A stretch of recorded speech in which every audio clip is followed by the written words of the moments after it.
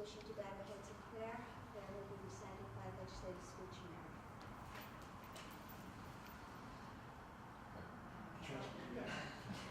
I pledge allegiance to the flag of the United States of America and to the republic which stands, one nation under God, indivisible, with liberty and justice for all.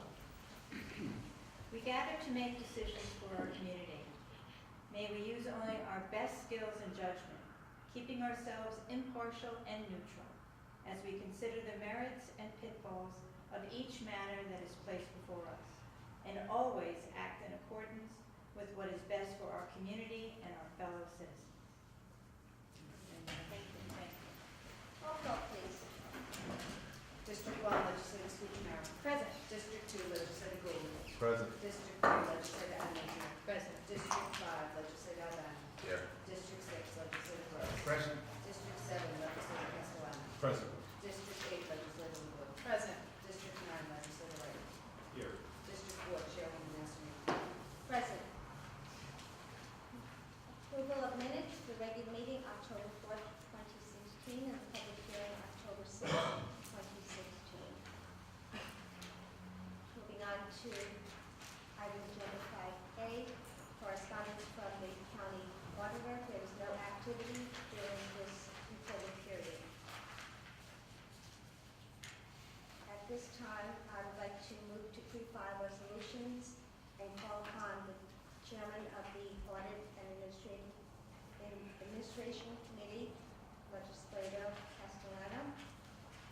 Thank you, Chairwoman Nasarino. On behalf of Legislators Albano and Legislator Bowman, I'd like to bring forward the following.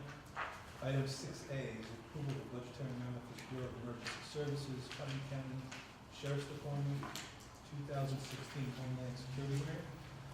This is incoming grant money to Putnam County. It's in $275,000 of grant money, $175,000 for the Bureau of Emergency Services, and $100,000 for the Sheriff's Department. It's incoming money. Any discussion? All in favor? Aye. Please note one or two Duly noted. Item 6B is the approval of budgetary amendment for Bureau of Emergency Services.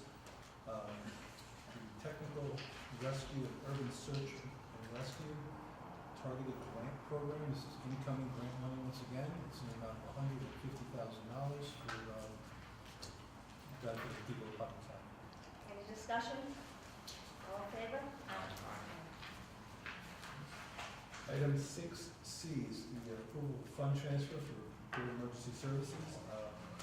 This is to purchase a vehicle for the department. There is a need for an extra vehicle simply because we have one extra person now there. If they had an expedition, which is still within the Bureau of Emergency Services, they're going to get a lesser four-wheel drive vehicle, which they're going to need for responding to all sorts of emergencies. A lot of times it comes in bad weather situations, so there is a need for a four-wheel drive vehicle. They're looking to purchase a Ford Explorer with this money. It's $40,000. They've done a good job with their budget to move some money around to accomplish this in 2016. It's an amount of $40,000. The vehicle will be a little bit less than $40,000, but we're putting $40,000 aside in order for them to purchase it. Any discussion? Through the chair. Legislator LeBeau? Thank you, Chairwoman Nasarino. I spoke at the committee. I won't support this. Initially, when there was a change at the Bureau and the former commissioner was removed and the new commissioner took office, we were told that everything would be moving forward in a much more professional manner and fiscally conservative manner. So now we were asked to add a second deputy to the Bureau of Emergency Services, which has never existed in the history of the department. And now we're asking to purchase an additional vehicle for the second deputy. And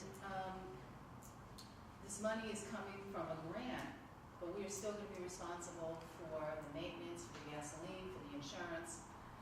And I just can't see approving this request. And also, before this item, item 6A, which is $175,000 in grant funds. Homeland Security, motor vehicles are listed here for $90,704. You know, we went through this last year, I believe, with the Sheriff's Department, asking for which vehicle would be removed from service, what the mileage were, what the total number of vehicles for the department are, and having them documented on paper so we could follow, because obviously there's no way that we could possibly follow the vehicle requests.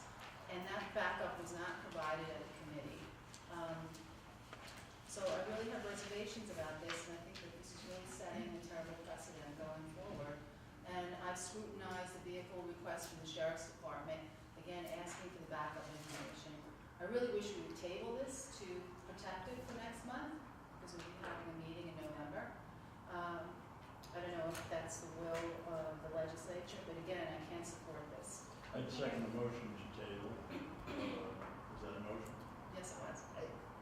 And I also object to it not going before protected. We have time through the end of the year if it needs to be an end of the year purchase to encumber the funds and secure the vehicle. But it's, you know, it's just gone on way too long, not to pick out this department, every department. Whenever we hear about an automotive request, you know, we get told that what we're driving, the wheels are falling off and all that. And every time I come into this parking lot, I drive past, because I drive a black Crown Victoria, I drive past another black Crown Victoria that I sat in this room after an audit meeting or after a protective meeting, having been told by the district attorney's office that the wheels were falling off that black Crown Victoria, and it had to be taken out of service, and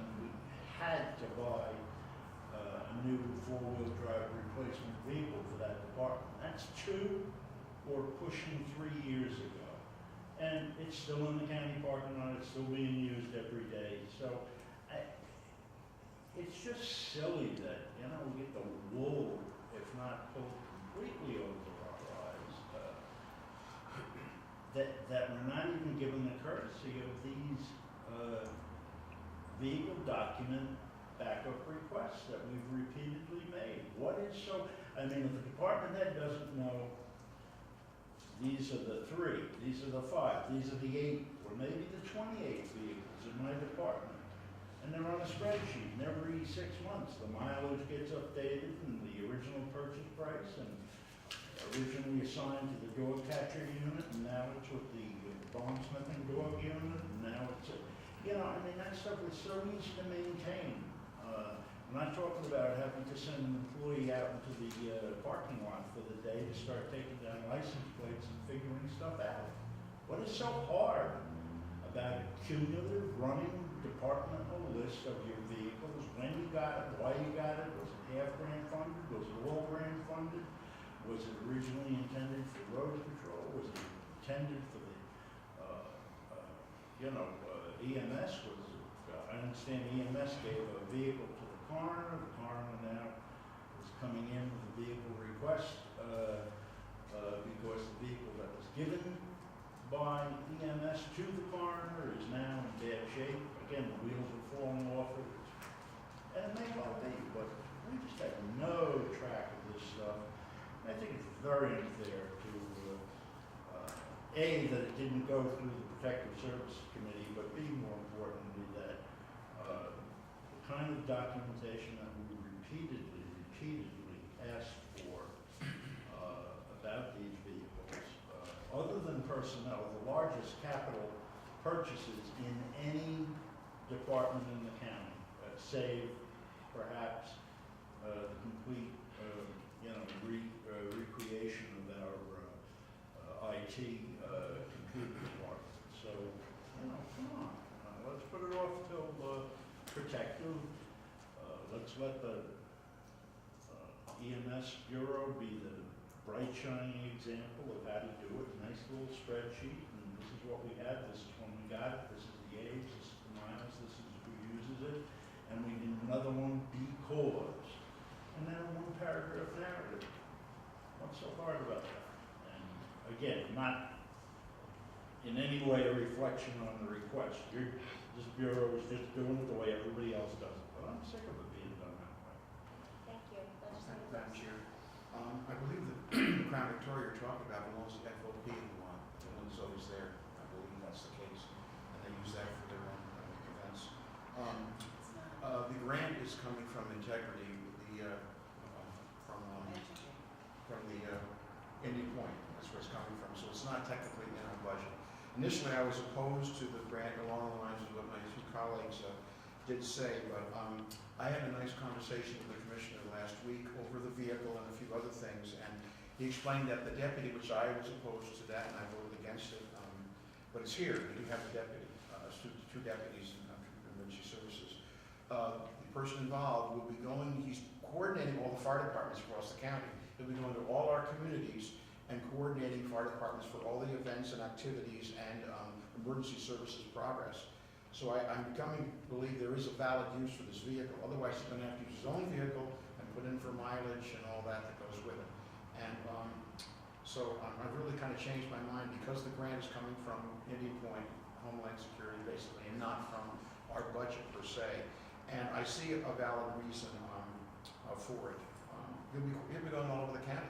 And I know the individual doing it, he'll do his job, I know Ken very well, and he'll certainly be doing that. So I'm going to support the expense, even though I understand what all has been said about the vehicles. I'll just make a word to talk about the police vehicles. Now these squad cars, these cruisers, have all kinds of electronics. We've invented one.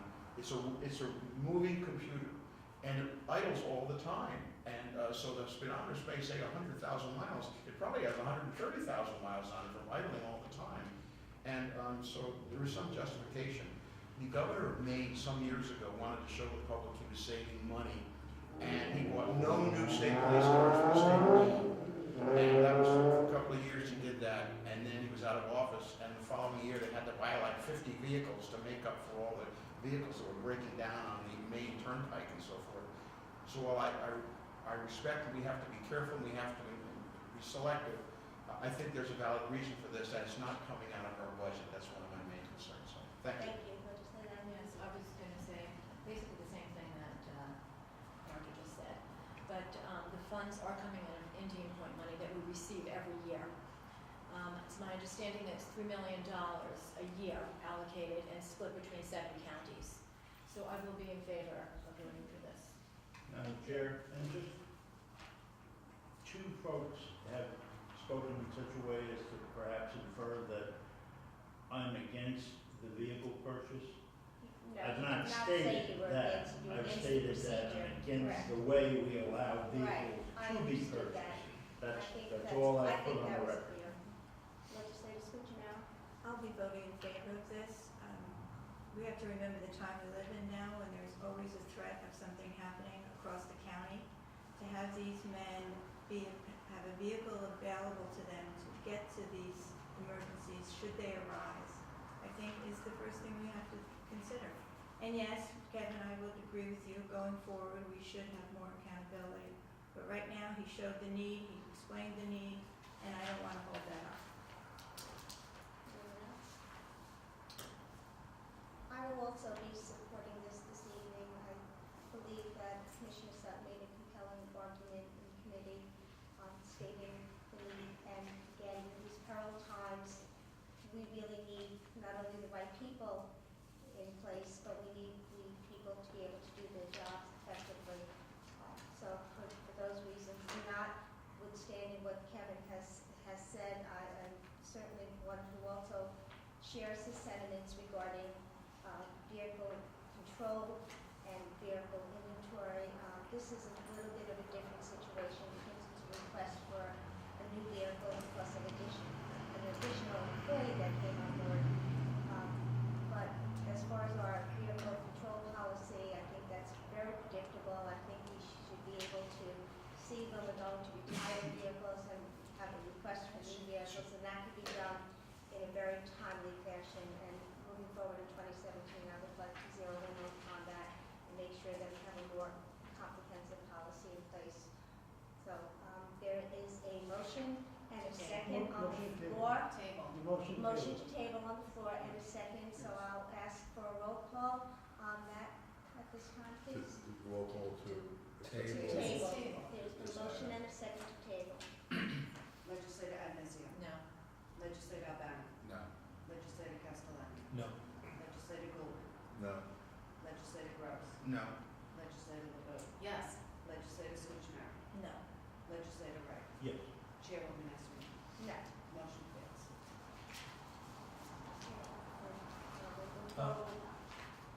Certainly, The if, roll call to make a motion. yes, I'll make the motion to put this forward. Okay. Second that, roll call please. Legislator Abencio. Yes. Legislator Albano. Yes. Legislator Castellano. Yes. Legislator Gould. Yes. Legislator Gross. Yes. Legislator LeBeau. No. Legislator Schootchmary. Yes. Legislator Wright.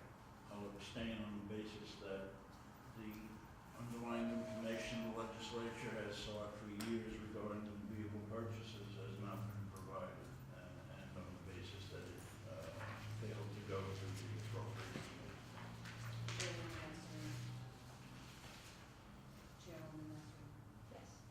I'm sorry, please. Motion carries. Okay, item number 6B is the approval of a fund transfer for the district attorney's office. These are the transfer fees for a recent trial that we had, in the amount of $12,000. And we're moving them along to cover the cost of pay our bills, for the stenography fees in this court case that the DA's office was involved. Any discussion? Madam Chair, just you recall at a meeting or two ago, we approved $25,000 to bring in witnesses and retired law enforcement folks on this case, and now there's another $12,000, so we're looking at $37,000 for a case that was tried for a third time, and the defendant won. Frustrating, but just wanted to make that comment. Yes, it is. Very costly. Any other discussion? All in favor? Aye. Thank you. Okay, moving on to other business. Any other business to be discussed at this time? Madam Chair. Yes. If I'm appropriately corrected by Roger, that the FOP is now No, it's driving not. that vehicle, but even if that were to be so, then I fail to understand how the county could sell a vehicle to an esteemed law enforcement agency for their presumably safe use that was unsafe for use by the county. It was represented to us that the vehicle was unsafe at the time we were called upon 2 years ago to replace it. So either the county perpetrated a fraud on the FOP if they bought it, or the county is still having it in some venue of service and fraud was perpetrated on us.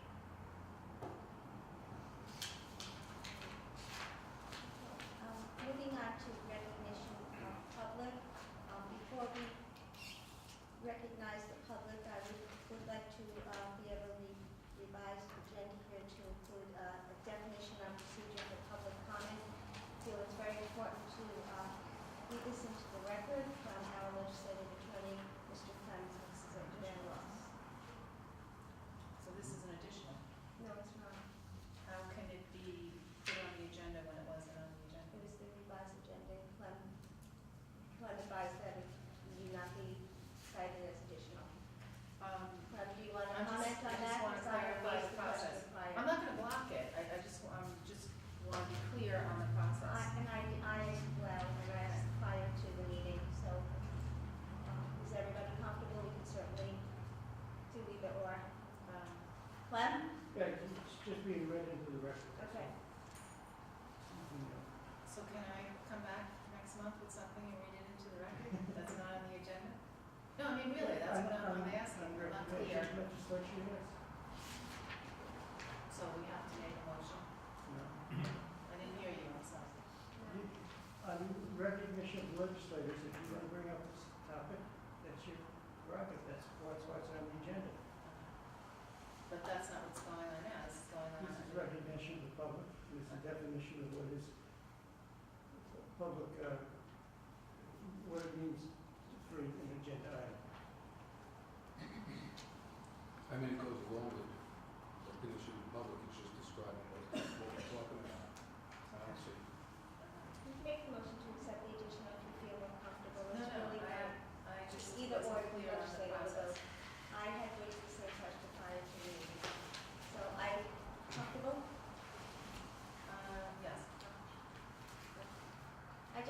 important to provide clarity, and so I'd like to read this opinion into the record.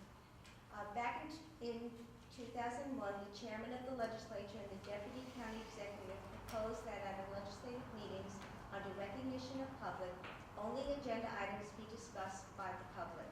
No amendment to the legislative manual was made. The suggested change was accepted by the legislature without resolution and was followed ever since. Without any formal adoption, there is no definition of agenda items to rely on. During the past 15 years, only pre-file resolutions were considered agenda items, but periodically, comment was allowed without objection for recipients of various proclamations made during the meeting. In my recollection, Mr. Rand Ross, minutes have never been considered an agenda item, and there was never an attempt to discuss them under recognition of public. In my opinion, minutes of prior meetings are not an agenda item under recognition of public. Now that the question has arisen, it is in the best interest of the legislature to determine whether it should be a formal rule, and if so, define agenda items. If it is determined that this requirement is no longer needed, then it should be deleted when requesting recognition of the public. Okay, thank you. At this time, is there any member of the public wishing to speak? Yes. Good evening, everyone. Lynn Eckhart from the town of Southeast. I am here as a private resident. Ginny, could you explain, I understood what you read to a degree, but could you explain, I'm a little confused as to what you just read as far as public recognition. Well, what precipitated this opinion to come forth from our council is a member of the public at a prior meeting specifically asked, when we specifically spoke to our rules that only legislative items be addressed at our meetings, which is something we followed for decades.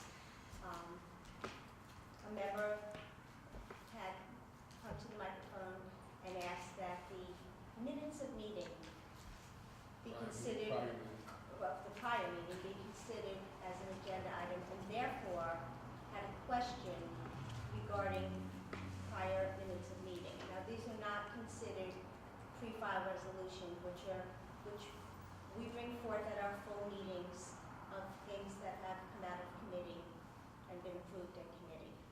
So that's the essence of Mr. Ross's opinion, but we've never considered that agenda items. Okay, and when you were talking about this, it wasn't clear to me, and I apologize, where is policy, where can I find policy, or where is the policy of not allowing anything but agenda items? Is it just customary, or It's is? just been based on past practice, is what was duly noted in his memo. Okay, that's And- what I understood. So I would like to ask, as Legislator Wright did, that as soon as possible that this legislature consider allowing public comment. You wouldn't run into the problem with minutes. And I actually in the past have also spoken about minutes. I didn't know it wasn't allowed. And this goes back several years, but I did the exact same thing. For example,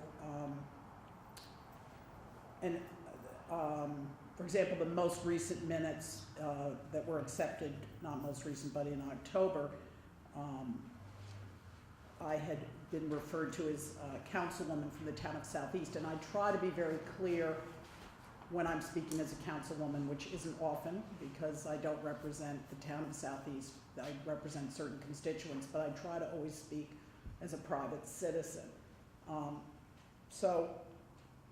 I would think, Lynn, not to interrupt, I would think that that would be an amendment to the minutes to correct the record.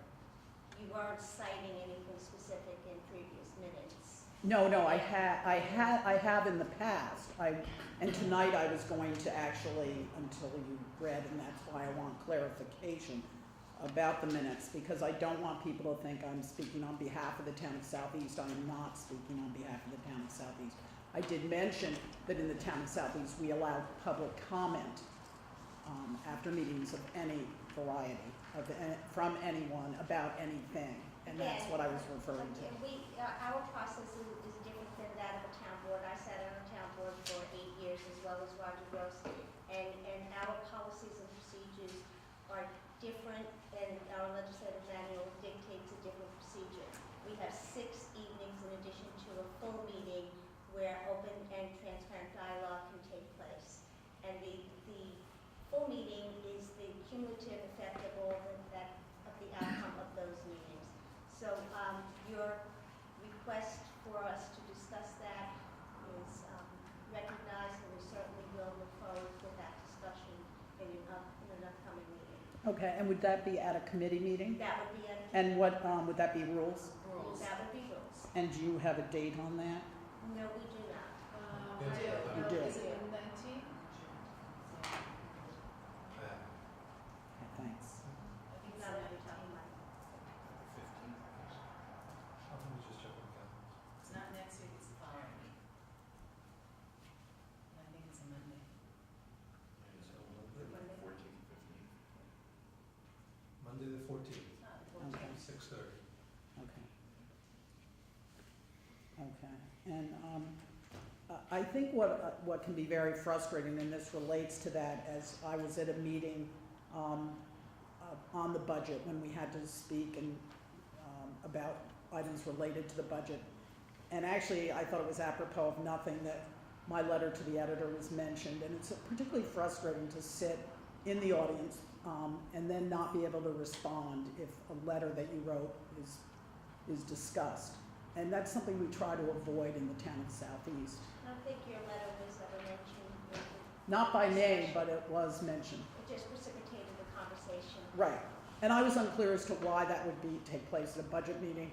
And that was the meeting actually where I don't think we could speak. I think that was the night you passed everything. I stand corrected. That's when that was.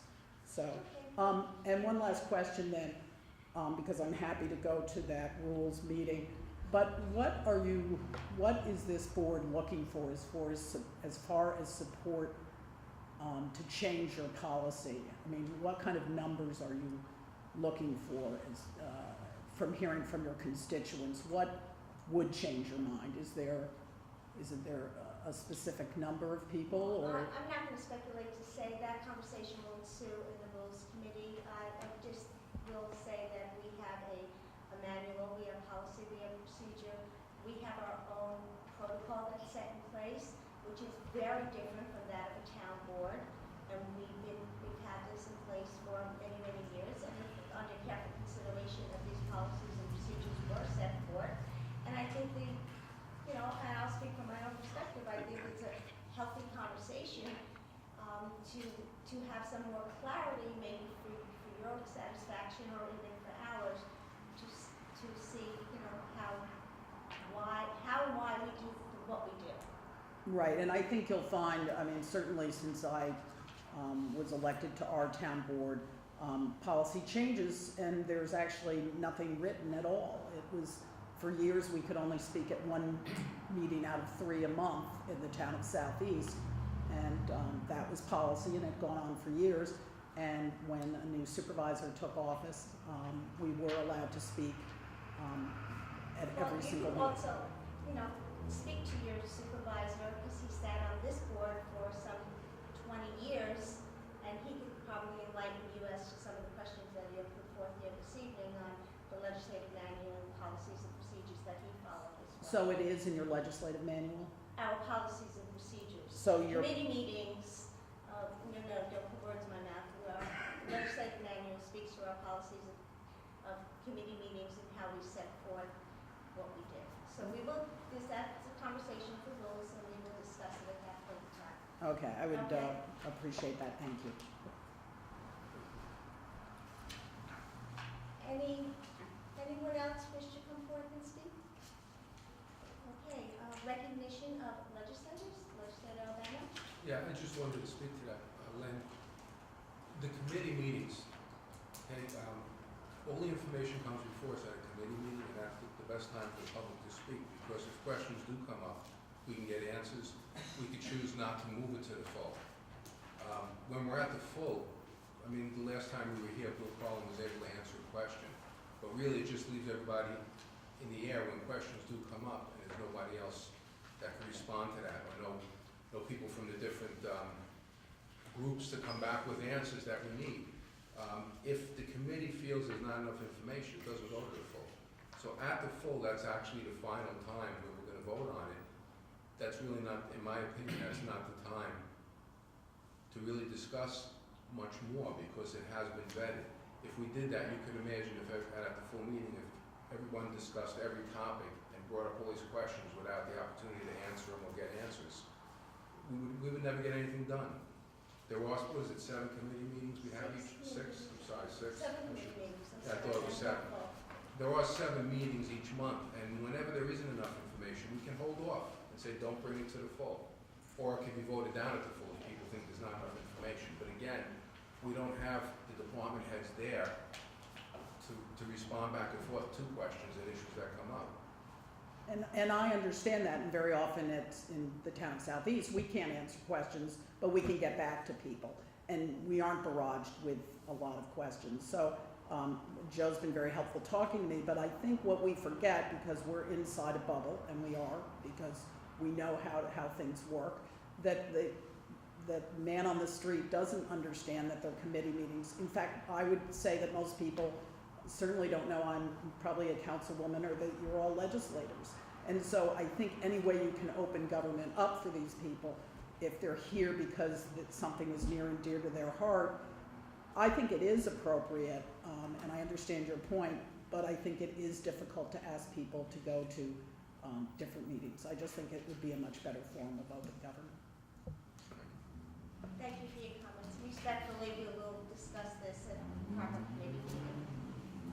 Any other legislative wishes to speak? Madam Chair, I would just say in reference to some of the comments going back and forth that in the media, transparency's popped up a number of times, not just from you, but from other folks, and I felt it was appropriate to explain how the procedures go, and that the total transparency is really in the committee meetings, and they do last a long time, and they're wide-ranging discussions, and they get quite heated at times. So to suggest that transparency was not being had, it was omitted, it's just not accurate as far as I'm concerned. And again, these are formal presentations. The public often is recognized for their volunteer service or some particular week of fire safety week or something like that. So we do that, and then we finalize discussions we've had on the various topics. But more importantly, I want to wish everybody happy Thanksgiving. Believe it or not, it's about 3.5 weeks away, and Santa Claus is not far behind that. The year is flying by. Thank you. Mr. Chair, I want to touch on some of the comments that were made about public comment. I have a different view of what is appropriate and what's not. My recollection, serving on this board for 8 years, is that when we come to the full and it's taped, so it's open and transparent, that we have discussions out here, that we discuss things in the committee, but at the end of the day, when we come out at the full, we discuss everything in public, not behind closed doors. And there's questions raised, there's comments made, and what I've noticed is there seems to be a stifling of all of that things should be done at the committee, and that's not what the process has been. And when issues have been important to the public, or people get in their car and this place is packed, we've always accommodated the public for whom we serve and we listen to. And we have them comment before we take our final vote. And I can enumerate the issues. And so I think that we need to be more transparent and we need to be listening to the public. I noticed during some of the committee meetings with respect to the budget, at the end of the discussions at the committee level, we usually ask for comment from the public, and that wasn't done at some of the committee meetings.